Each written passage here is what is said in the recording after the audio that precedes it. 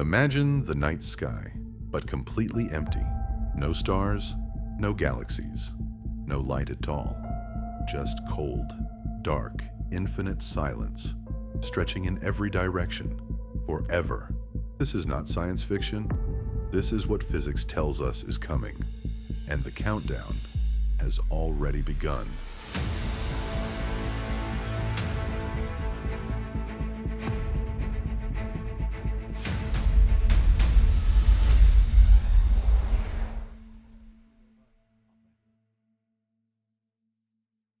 Right now, the universe is alive. There are roughly 2 trillion galaxies spread across observable space, each one packed with hundreds of billions of stars. We live in a cosmos, buzzing with energy, light, radiation, and heat. But it will not last. Every single star you have ever seen is dying. The sun has been burning for about 4.6 billion years. It has roughly 5 billion years left. When it runs out of fuel, it will expand into a red giant, engulfing Mercury, Venus, and almost certainly Earth, before collapsing into a cold, dense white dwarf. That is the fate of our star. But what about everything else? What happens to the universe itself when the last star finally burns out? The answer requires us to travel through cosmic time on a scale the human brain was never designed to comprehend. There are no analogies that truly work here. The numbers are too large, the timescales too vast, but we are going to try anyway. Step by step, because what waits at the end of time is unlike anything you have been told. Cosmologists divide the future of the universe into distinct eras. Each era is separated from the next by timescales that utterly dwarf everything that came before. We are currently living in what scientists call the Stelliferous Era, the era of stars. It started roughly 150 million years after the Big Bang, and it will end in approximately 100 trillion years. 100 trillion years. Our universe is only 13.8 billion years old. The Stelliferous Era still has about 7,000 times the current age of the universe left to run. We are not even near the middle. During this era, stars form, burn, die, and scatter their material back into space. New stars are born from the wreckage of old ones. But here is something that should change how you think about the night sky. Star formation is already slowing down. The raw material for new stars, vast clouds of hydrogen gas, is being consumed and not fully replenished. Scientists estimate that approximately 95% of all the stars that will ever exist in this universe have already been born. We are living in the final chapter of the age of star creation. The last stars to survive will be tiny, dim objects called red dwarfs. These are the most fuel-efficient stars in the cosmos. They burn so slowly and so cool that they can survive for up to 10 trillion years. 10 trillion years. Almost 1,000 times longer than the universe has currently existed. But even a red dwarf has a limit. Eventually, the last red dwarf in existence burns through its final reserves of hydrogen. Its core cools, its glow fades, and the Stelliferous Era ends. The universe goes dark. What follows is called the Degenerate Era. With no more stars burning, the universe is now filled with cold remains, white dwarfs, neutron stars, brown dwarfs that never had enough mass to ignite, and black holes. These dead objects drift through an increasingly empty, cold, and dark universe, slowly cooling across timescales, ranging from 100 trillion years to 10 to the power of 40 years. Written out, that number has 40 zeros after the 1. It is beyond the capacity of any analogy to capture. Something else is happening during this era that most people never hear about. If certain theoretical models are correct, the proton itself is not immortal. Protons are the particles at the core of every atom in the universe. They make up every rock, every planet, every dead star. Physicists theorize that protons can decay over an extraordinarily long timescale, releasing their energy as lighter particles and radiation. We have never directly observed this, but if proton decay is real, then all the matter left in the universe, every physical structure that remains after the stars die, will gradually dissolve, atom by atom, particle by particle. By the end of the degenerate era, there may be no atomic matter left anywhere in the universe. If your sense of reality is already starting to crack, wait until you hear what comes next. Make sure you're subscribed. We go this deep every single week. Now we enter the black hole era. Stars are gone. Matter has dissolved. The universe is almost completely dark. The only significant structures remaining are black holes. These are not just the remnants of dead stars. They are the most extreme objects physics allows to exist. Points where gravity has become so intense that space-time itself curves inward without limit, surrounded by an event horizon from which nothing, not even light, can escape. And in the black hole era, they are everywhere.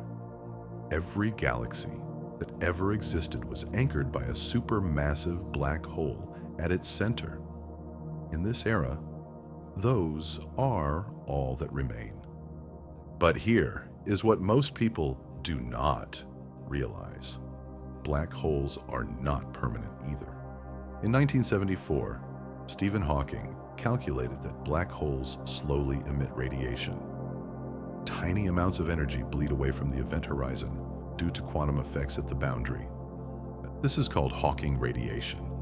The process is almost unimaginably slow. A stellar mass black hole, the kind formed when a massive star collapses, would take roughly 10 to the power of 67 years to fully evaporate.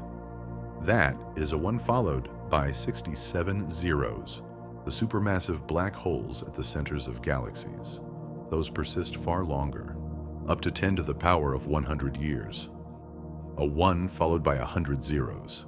But eventually, every single black hole evaporates.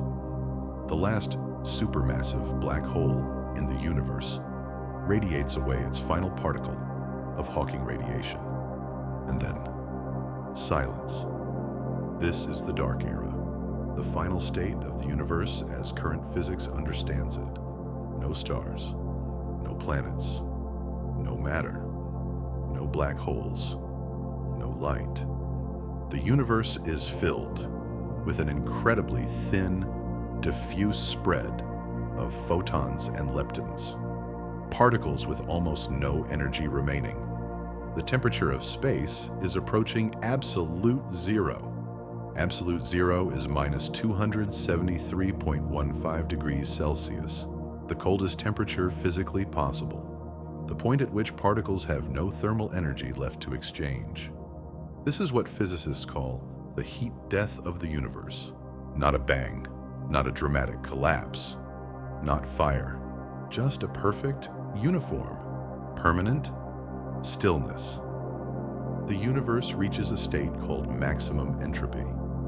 Entropy is a measure of how many ways energy can be arranged within a system. At maximum entropy, every possible energy exchange has already happened.